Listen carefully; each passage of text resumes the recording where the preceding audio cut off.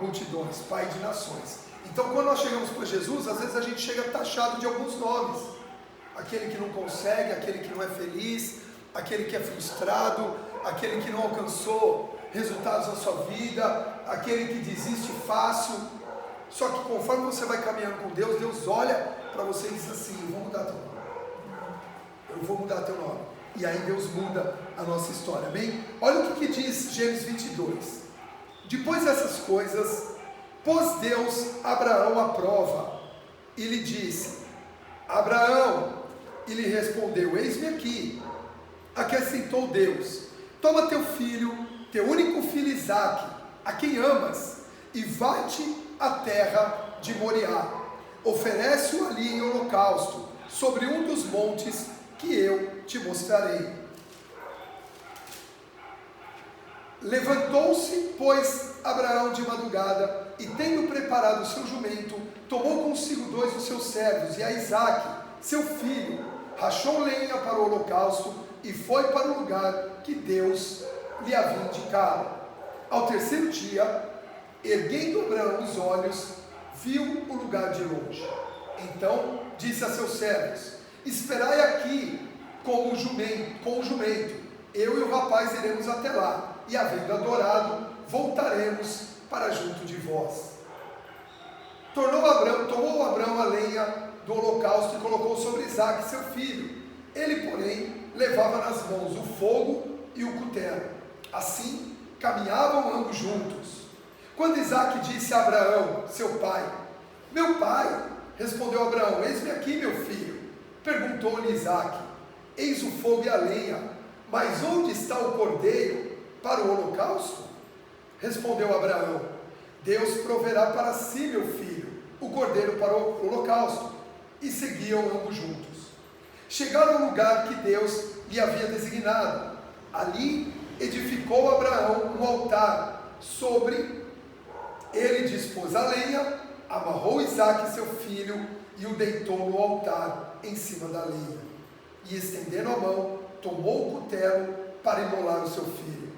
Mas do céu lhe bradou o anjo do Senhor: Abraão, Abraão! Ele respondeu: eis-me aqui. Então lhe disse: não estenda a mão sobre o rapaz e nada lhes faça, pois agora sei que temes a Deus, porquanto não me negaste o filho, o teu único filho. Tendo Abraão erguido os olhos, viu atrás de si um carneiro, preso pelos chifres entre os arbustos. Tomou Abraão o carneiro e o ofereceu em holocausto, em lugar de seu filho. E pôs Abraão por nome aquele lugar: o Senhor proverá. Daí dizer-se até ao dia de hoje: no monte do Senhor se proverá.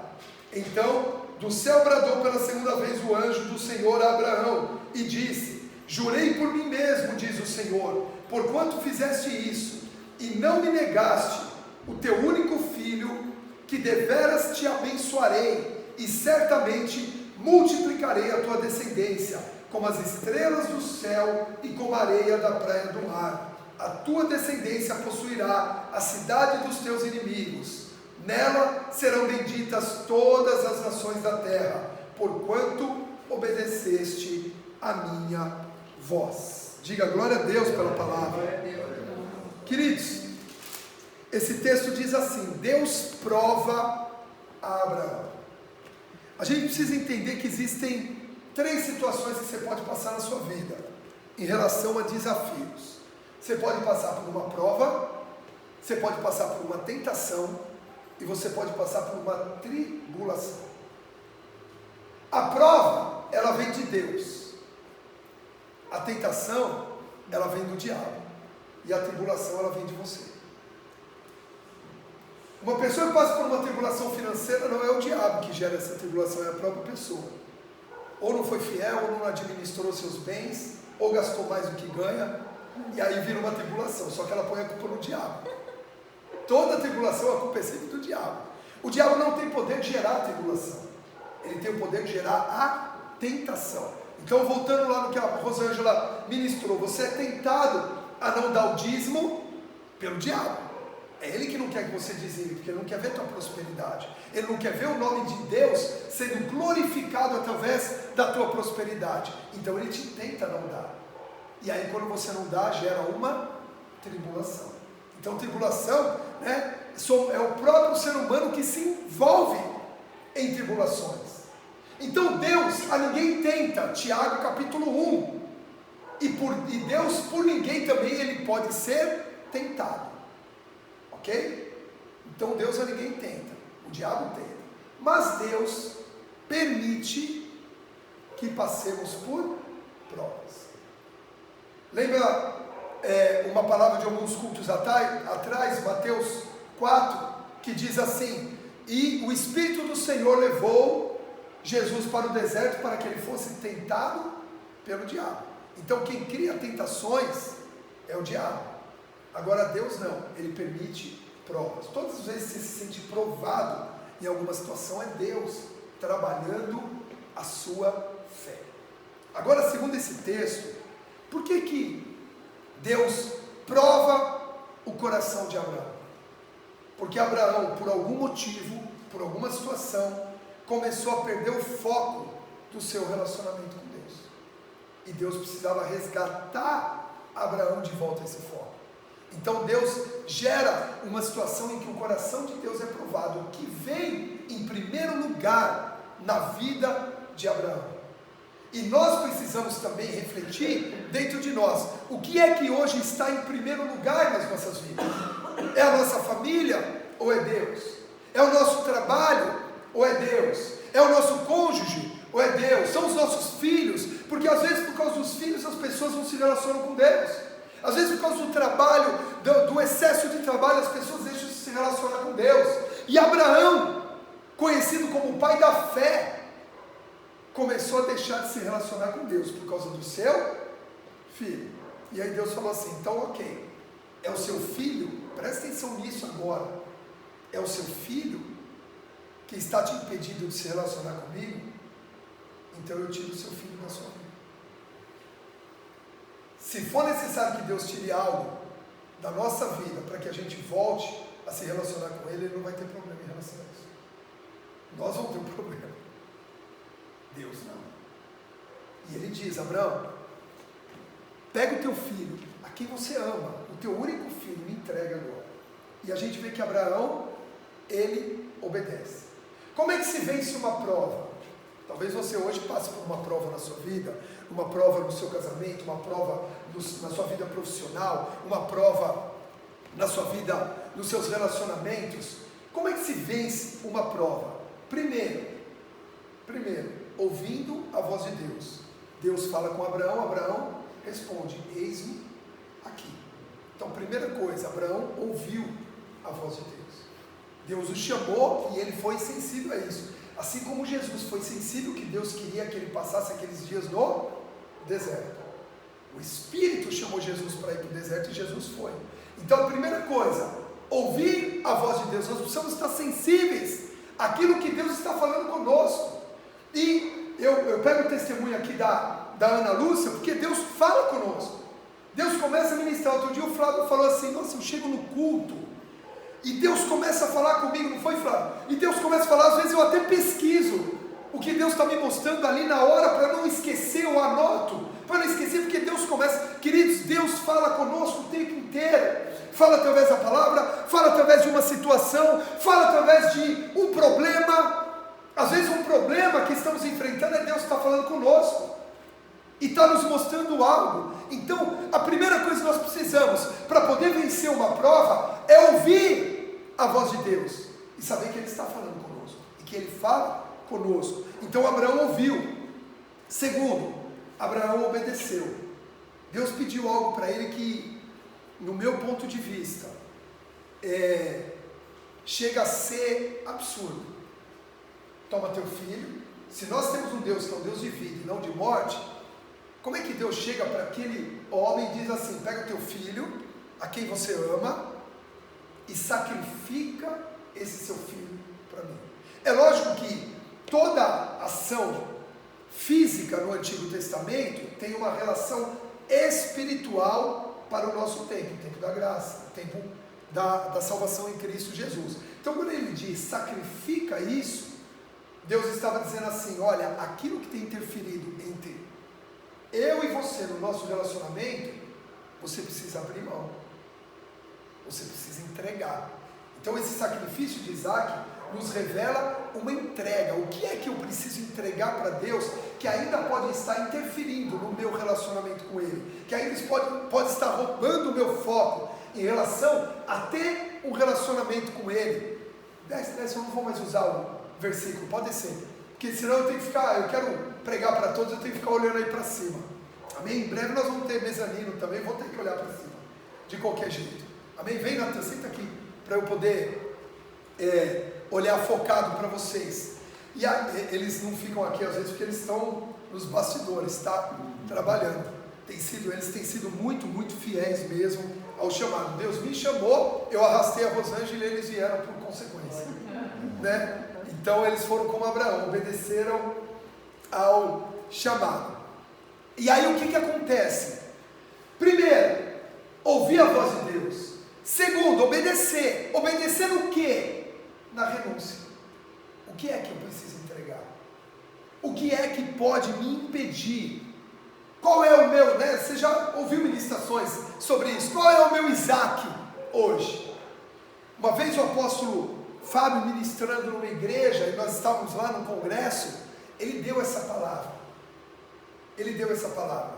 E o meu relacionamento com o apóstolo Fábio sempre foi um relacionamento muito bom, muito sólido, muito guardado por Deus.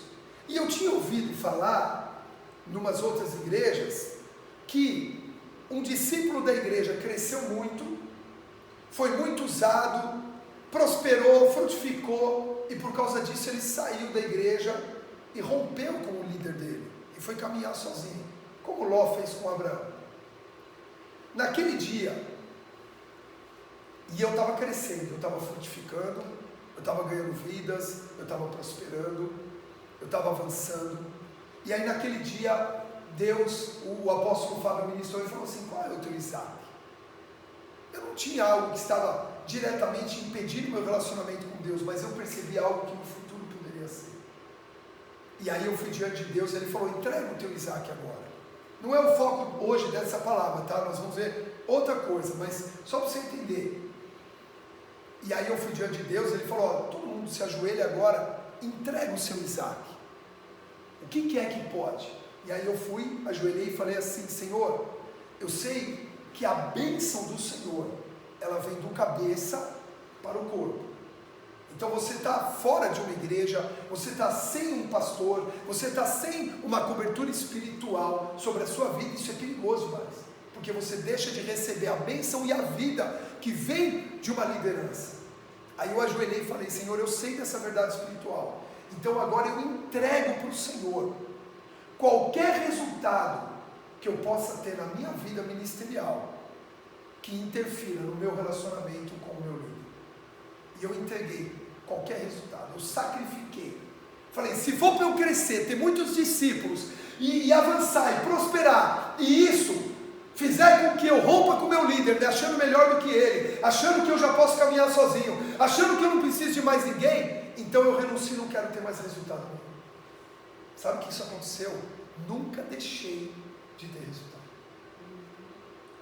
Foi uma experiência, porque você lembra desse dia? Você lembra que você me entregou para Jesus? Não lembro. Meu amor, foi a coisa mais linda. Por quê? Porque a Rosângela, quando chegou na igreja, aceitou Jesus na minha célula. Por isso fazer célula para solteiro vale a pena. Deus entrega. Delivery. Ela aceitou Jesus na minha casa, na minha célula. E eu já tinha ministério, eu já tinha discípulos. No meu casamento, queridos, meu casamento foi profético, vou contar para vocês agora.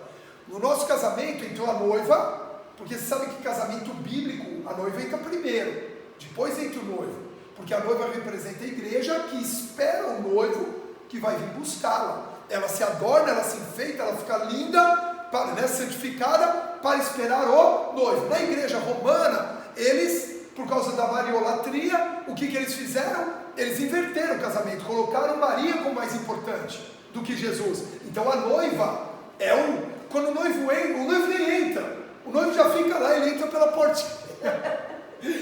Ele entra pela portinha e fica no cantinho lá. E aí, tá, entra a noiva. Então, ok, tá tudo muito bonito, mas não é bíblico, tá? E biblicamente falando, entra a noiva e depois ela espera o noivo. É lógico que quando a noiva entra é sempre mais bonita. Eu entrei lá, ninguém nem me viu, estava todo mundo olhando para você, não tem problema, né? Deus foi bom comigo.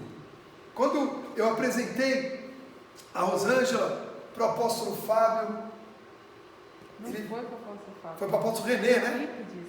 Para o apóstolo Eurípides. Quando eu apresentei a Rosângela para o apóstolo Eurípides, que era um coordenador que nós tínhamos aqui em São Paulo, ele virou e falou assim: meu filho, você orou mesmo, hein? Você orou de verdade, olha o que Deus te entregou. Aí virou para ela e falou assim: você não orou nada, hein, meu filho? Você precisava ter orado mais.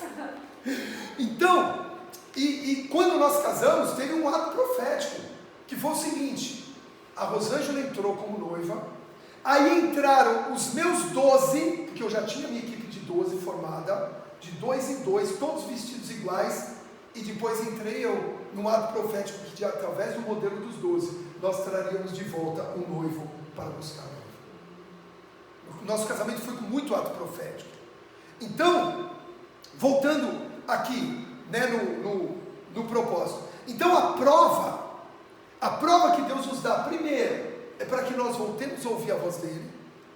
Segundo, nós abrimos mão daquilo que possa impedir o nosso relacionamento. Isaac naquele momento era um impedimento para que Abraão continuasse sendo abençoado por Deus. Esse Isaac pode ser um trabalho, esse Isaac pode ser um casamento, esse Isaac pode ser um filho, esse Isaac pode ser uma proposta. Muitos podem ser um Isaac que nos roubam da presença de Deus. A Rosângela estava falando, a Rosângela naquele dia ela me confessou, ela falou assim: eu entreguei você para Jesus, porque eu quero ter a minha vida com Deus, não através de você, mas a minha própria experiência, porque eu já tinha muita experiência, e ela é uma nova convertida, então era muito mais fácil ela caminhar na minha fé do que na sua própria fé. E ela falou: eu entreguei você como meu Isaac. Eu falei: ainda bem que eu não fui sacrificado, né? Glória a Deus. Vocês estão entendendo? Quem está entendendo? Olha só. Então, ouvir a voz de Deus, entregar, renunciar. O caminho da renúncia é um caminho de conquista, porque foi assim que Jesus conquistou toda a humanidade, renunciando a si mesmo. E terceiro, confiando. O que prova que Abraão confiava em Deus, mesmo Deus tendo pedido aquilo que parecia ser mais importante na vida dele naquele momento? Dá uma olhada nisso, eu não sei se você já tinha reparado nisso. O versículo 5, ele diz para os servos deles assim: olha, quando ele vê o monte que Deus mandou, o sacrifício, ele vira para os servos dele e diz assim: fiquem aqui, que nós vamos lá adorar, e nós voltaremos para cá. Voltaremos quem? Se Isaac ia morrer. Linguagem de confiança. Nós vamos, mas nós voltaremos. Ele tinha certeza que Isaac ia voltar com ele, isso é confiar.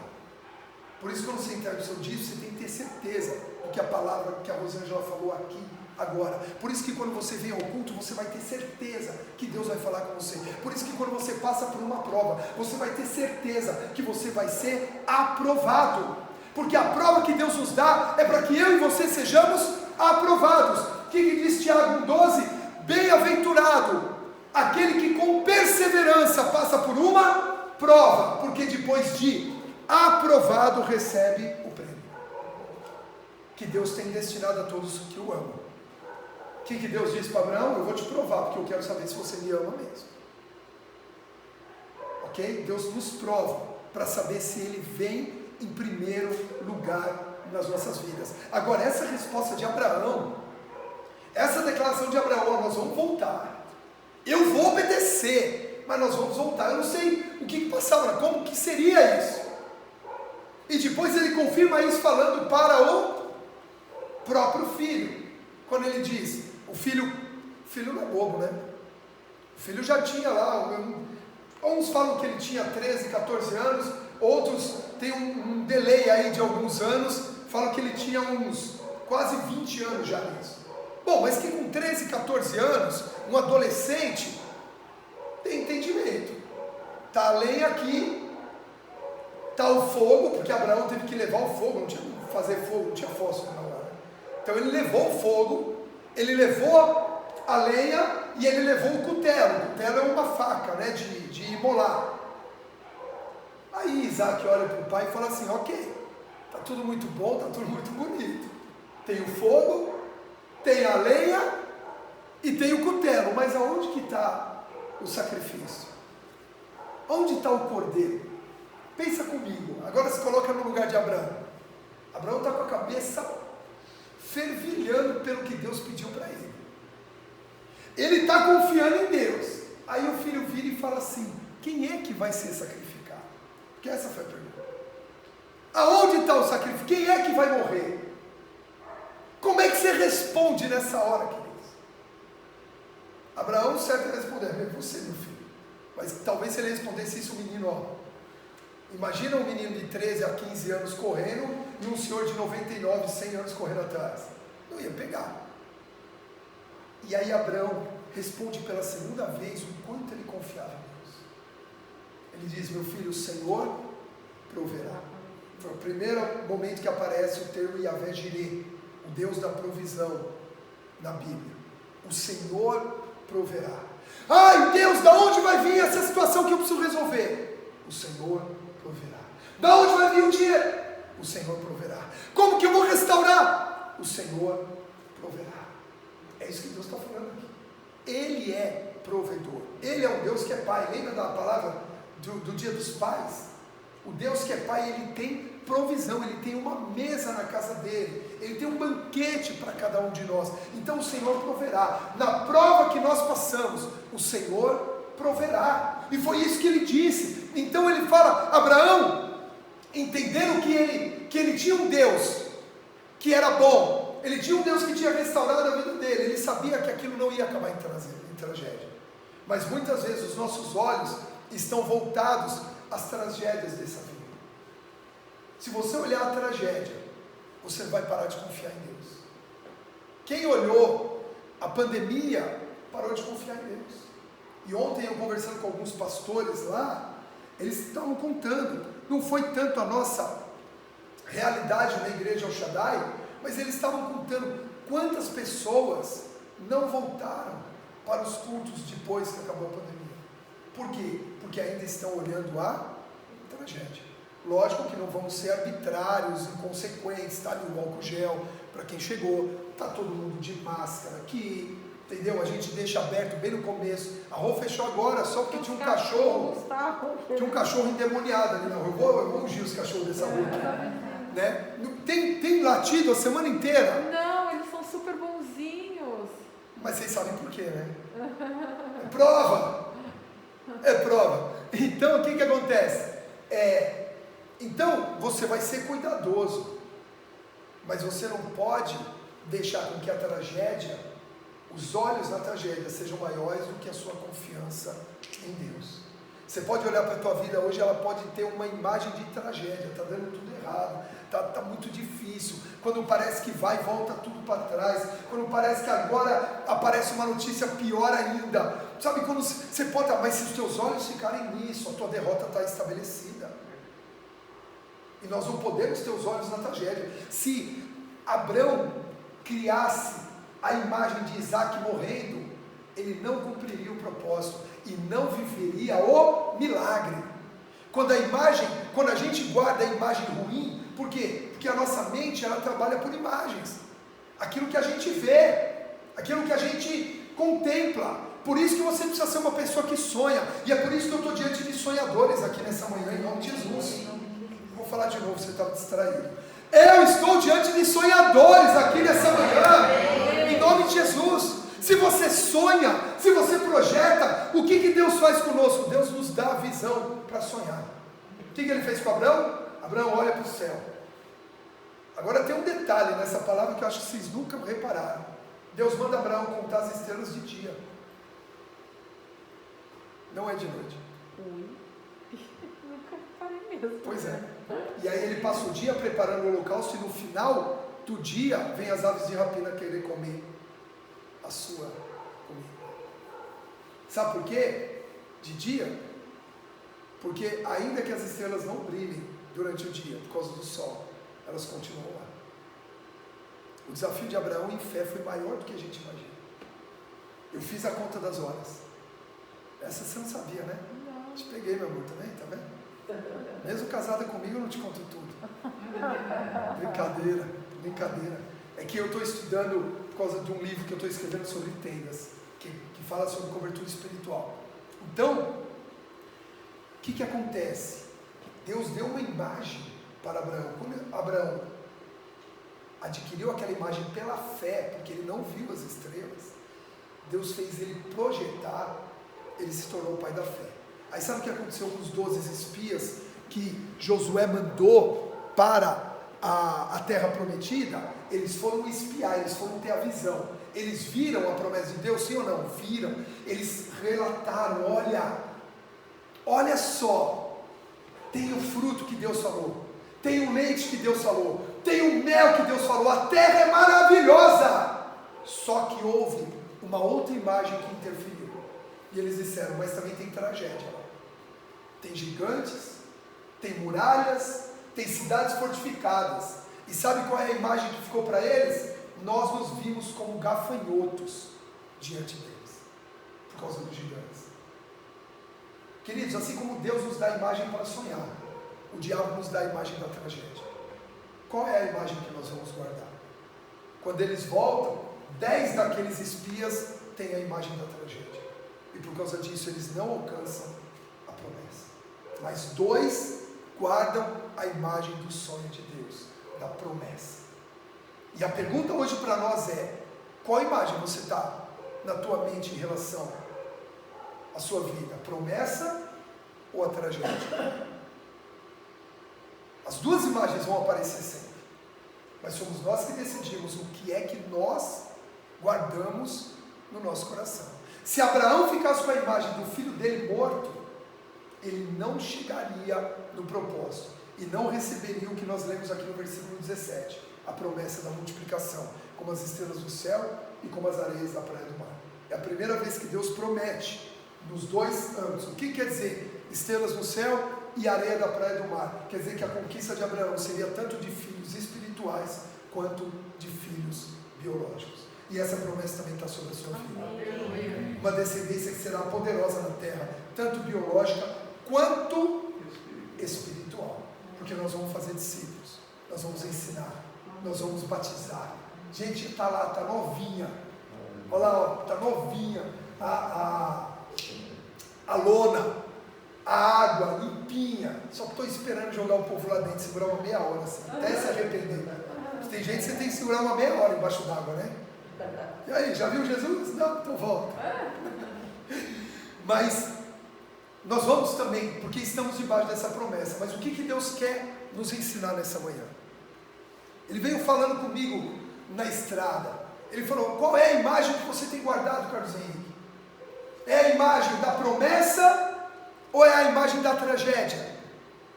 Na pandemia, quem ficou com a imagem da tragédia está dentro de casa até hoje. No sentido de não romper, não é no sentido de se guardar. No sentido de se guardar, estamos todos nós. Ainda estamos com várias restrições. Nesse evento que eu ministrei nesse final de semana, que chama Resgatão, é muito bom, é um encontro maravilhoso. Tem várias dinâmicas no final. Não fizemos 3 das dinâmicas, porque algumas dinâmicas necessitava um relacionamento próximo, falar um para o outro, pegar na mão. Abdicamos, isso é segurança, isso é sabedoria, ok? Mas ficar dentro de casa com medo, não vir para o culto, ficar escondido, ficar, e agora, desesperado, isso é tragédia. Queridos, Deus tem uma promessa. Isso é que a nossa fé ainda precisa ser desenvolvida. Quando eu digo a nossa como igreja, porque sabe o que Deus diz em Marcos 16? Estes sinais seguirão os que creem. Os que creem, fé. Em meu nome expelirão demônios, curarão os enfermos, e se alguma coisa mortífera tomarem, não morrerão. É que a gente ainda está sendo desenvolvido em fé. Porque se a nossa fé for do tamanho de grão de mostarda, a gente já muda a geografia. Você consegue transportar a terra sem colocar uma pá, que é o que a Bíblia diz. Vê como a nossa fé ainda precisa ser desenvolvida? Às vezes a gente acha que já está com uma fé, né, rompendo, né? Precisa intimidade, precisa tirar tudo o que hoje ainda impede o nosso relacionamento com Deus. Abraão já era um homem de fé, e mesmo assim Deus disse para ele: tem coisas na sua vida, Abraão, impedindo o seu relacionamento comigo. Tem coisas na sua vida impedindo o seu relacionamento comigo. Você precisa renunciar. Então essa manhã é uma manhã de renúncia. É uma manhã onde a gente vai tirar da nossa vida o que hoje possa estar nos impedindo de nos aproximar mais de Deus e ter a fé que vai olhar, ainda que tenha uma tragédia, os nossos olhos vão ser fixos na promessa que Deus tem para nós. Porque depois de aprovado na prova, como foi Abraão, aí Deus falou: agora, depois disso, Deus falou: agora começa o tempo da multiplicação. Agora começa o tempo. E eu quero dizer que hoje você vai renunciar, você vai vencer a prova, e hoje começa o tempo da multiplicação na sua vida, na área que você precisa, na situação que você precisa, nos desafios que você enfrenta. Deus vai estender a mão dele e vai gerar crescimento, frutificação, multiplicação e governo em nome de Jesus. Amém? Eu quero que você fique de pé, porque eu quero orar por você. Eu quero orar pela tua vida agora. Deus nos trouxe aqui nessa manhã com essa palavra tão objetiva, tão clara, mas ao mesmo tempo tão poderosa. Deus está nos dando um novo enfoque nesse texto, para que a gente ouça a voz dele. E eu oro para que Deus fale com você aqui nessa manhã, de forma clara, objetiva, para que a gente confie nele. Você sabe que existem dois níveis de fé: a fé para acreditar e a fé para confiar. A fé para acreditar, muitos têm. Se você perguntar aí na rua, quem acredita em Deus? A maioria diz que acredita em Deus, mas só caminha com ele quem desenvolve a fé para confiar. Confiar que ele não perdeu a soberania, confiar que ele não tirou os olhos de sobre você, confiar que ele sabe pelo que você está passando hoje, pelo que você está enfrentando hoje, na sua vida pessoal, na sua vida familiar, nos seus negócios, na sua vida financeira, nos seus relacionamentos. Deus sabe, e por isso nós precisamos confiar nele. Deus sabe o que tem nos afligido, o que tem nos angustiado, mas ele sabe também algo que talvez nós não sabemos: o que tem hoje nos impedido de nos relacionar com ele. Abraão não enxergava Isaac como um impedimento, mas Deus disse: Abraão, o seu relacionamento com Isaac está impedindo você de caminhar comigo. Então me entrega, então renuncie, então abre mão, então semeie. E não há semente que você plante no reino que não frutifique, que Deus não tome, abençoe e te devolva de forma multiplicada. Isaac era o filho da promessa. Através de Isaac, Deus multiplicaria a descendência de Abraão, mas aquela semente precisava ser semeada. O que é que você precisa semear hoje no reino? O que é que você precisa entregar? Às vezes, sabe o que precisamos entregar? Os nossos próprios conceitos, a nossa intelectualidade, porque ficamos julgando isso, criticando aquilo, com os nossos achismos. Às vezes os teus achismos têm impedido você de se relacionar com Deus. Deus, arranca os achismos da nossa mente e do nosso coração agora. Arranca, Senhor, as interpretações humanas de uma vida contigo. Tira a mente cauterizada pelo humanismo, pelos pensamentos humanistas, mundanos. Tira, Pai, o amor excessivo pelo dinheiro, pelos bens materiais, pelo trabalho. Tira, Pai, a confiança excessiva nos homens. Muitas vezes estamos mais confiando no marido, na esposa, no pai, na mãe, do que no Senhor. A nossa esperança vem do Senhor, porque, como diz esse louvor, ainda que a figueira não floresça, não haja fruto na vide, os animais não estejam no campo, o Senhor é fiel, e em Ti podemos nos alegrar. Por isso, Pai, faz-nos olhar de onde tem vindo a nossa alegria, se é uma alegria efêmera, passageira, por algumas situações do dia a dia, ou se é a alegria eterna que só o Senhor pode nos entregar. Ah, Deus, som dos nossos corações agora, que sejamos sensíveis à Tua voz. Fala conosco, fala com os Teus filhos, o que é que precisamos entregar, Senhor? O que é que precisamos entregar, Senhor?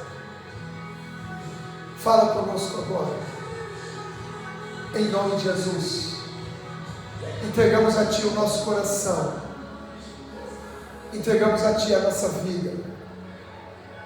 Somos totalmente dependentes do Senhor, em nome de Jesus, em nome de Jesus.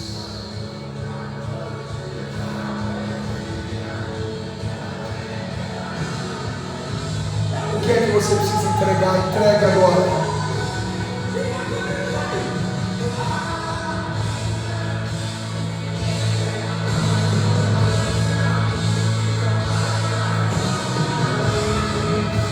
Diga para Deus: eu te entrego, Senhor. Eu entrego meu trabalho, eu entrego os meus bens, eu entrego minha família ao Senhor, eu entrego meu casamento, eu entrego, Senhor, tudo que tenho, tudo que sou, porque sem Ti nada tenho, nada sou. Recebe, Senhor, recebe o nosso Isaac. Tira a visão da tragédia, tira a imagem da tragédia e nos dá a imagem da promessa, em nome de Jesus. Em nome de Jesus, Deus está te dando visão agora, Deus está resgatando o teu sonho agora, Deus vai fazer você voltar a sonhar. Se você tinha parado de sonhar, Deus hoje vai te fazer voltar a sonhar, em nome de Jesus. Levante suas mãos aos céus, receba a visão da promessa, receba a visão da promessa agora. Pai, eu clamo, arranca a visão da tragédia, arranca a visão negativa, arranca a visão pessimista e entrega, Senhor, entrega a visão da promessa, em nome de Jesus. Obrigado, Pai, porque o Senhor não tem nos deixado só. Podemos em Ti confiar e esperar. Nas provas esperaremos e perseveraremos no Senhor. Nas tentações, Senhor, fecharemos a porta, e nas tribulações nos arrependeremos, em nome de Jesus. Amém. Só quem recebe pode dar um forte aplauso ao Senhor Jesus. Glória a Deus. Mais forte, é para o Senhor, é para aquele que provê todas as coisas da sua vida, é para aquele que te ama, é para aquele que quer transformar a tua história, em nome de Jesus. Amém. Vira com a pessoa que está do seu lado, dá um soquinho assim, ó, já que não pode abraçar. Marido e esposa até pode, né? Mas dá um soquinho assim e fala: ó, você vai vencer tuas provas, meu irmão. Você vai vencer tuas provas, minha irmã. Você vai vencer, porque você serve a um Deus que te faz mais do que vencedor, em nome de Jesus, em nome de Jesus. Amém? Levante suas mãos, receba a bênção do Senhor para uma semana de vitória. Quantos creem nessa semana? Queridos, prepara para essa semana. Novidades na tua direção, novidades, respostas. Quem está esperando uma resposta aí? Eu tenho uma resposta, eu vou receber uma resposta essa semana. Ah, Deus, vem, seu Milton, vamos receber a resposta. amor do Deus Pai, que a graça do Senhor Jesus, que a consolação do Espírito Santo seja sobre a tua vida, que Deus dê ao seu coração confiança plena nele, e que os caminhos se desembaraçem diante dos teus olhos, em nome de Jesus. Recebe a visão da promessa e viva uma semana no sobrenatural, em nome de Jesus. Amém e graças a Deus. Você pode dar um forte aplauso, Senhor Jesus?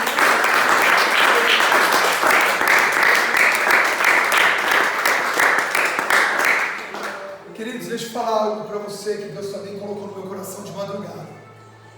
Eu vou fazer um ato profético agora, num lugar que Deus nos mostrou que talvez possa vir a ser o nosso tempo. Amém? Porque meus filhos não conheceram ainda e eu quero ir lá como família. Se alguém quiser ir conosco, está convidado, é alguns quarteirões daqui, é pertinho, eu estou com a chave, né? Deus colocou a chave nas minhas mãos, então se alguém quiser ir, eu vou lá pisar lá agora com os meus filhos, porque eu só fui com a minha esposa, seu Milton foi comigo lá também, mas eu vou fazer uma oração lá em família. Então se alguém quiser ir conosco, é pertinho, vai ser 10 minutos de lá. Quem quiser ir embora, está liberado, o culto já terminou, mas quem quiser ir conosco, nós vamos lá agora. Amém?